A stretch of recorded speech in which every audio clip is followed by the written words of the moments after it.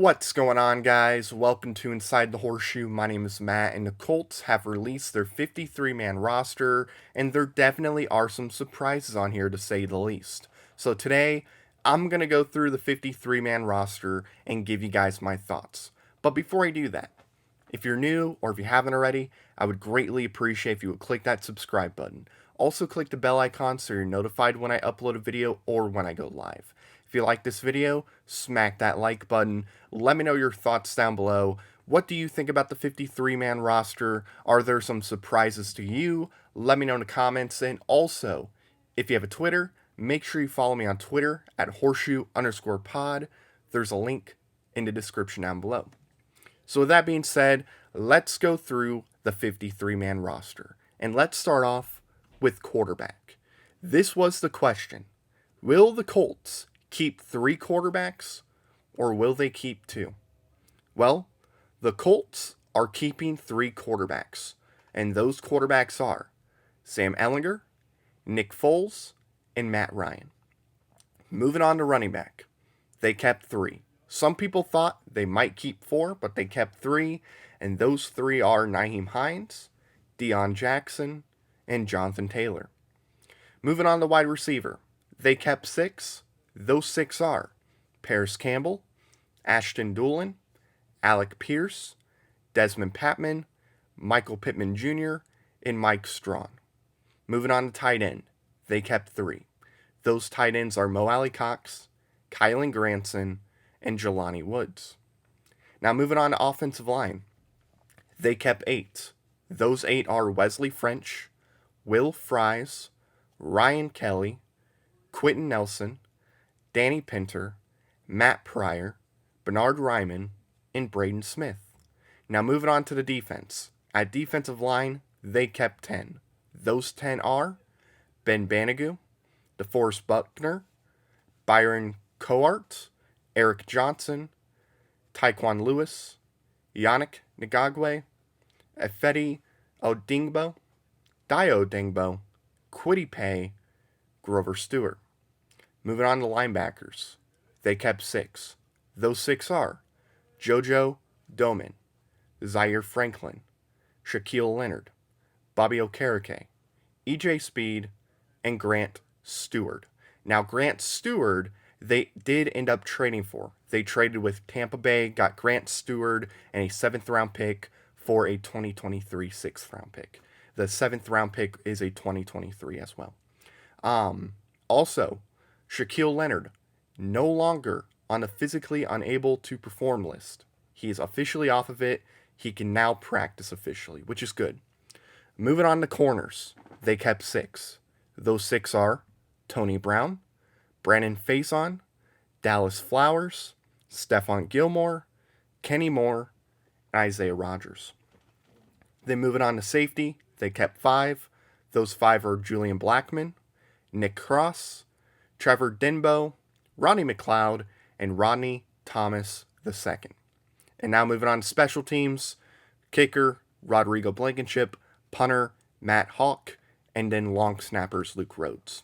So there is your 53-man roster. So let's go through what I thought stuck out and the surprises. So what sticks out? Colts keeping 3 quarterbacks.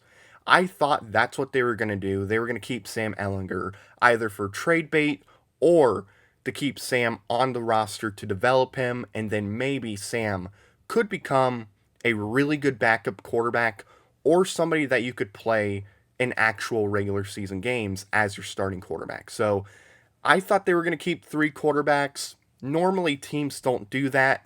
2020, 2021, it was different because of what was going on in the world. You could justify 3 quarterbacks because you just never knew what was going to happen. Your starter could be out, so then you need your backup to come in, and you need your 3rd-string quarterback to play as well. So, them keeping 3 normally doesn't happen, but I thought Sam definitely earned his way to being on the 53.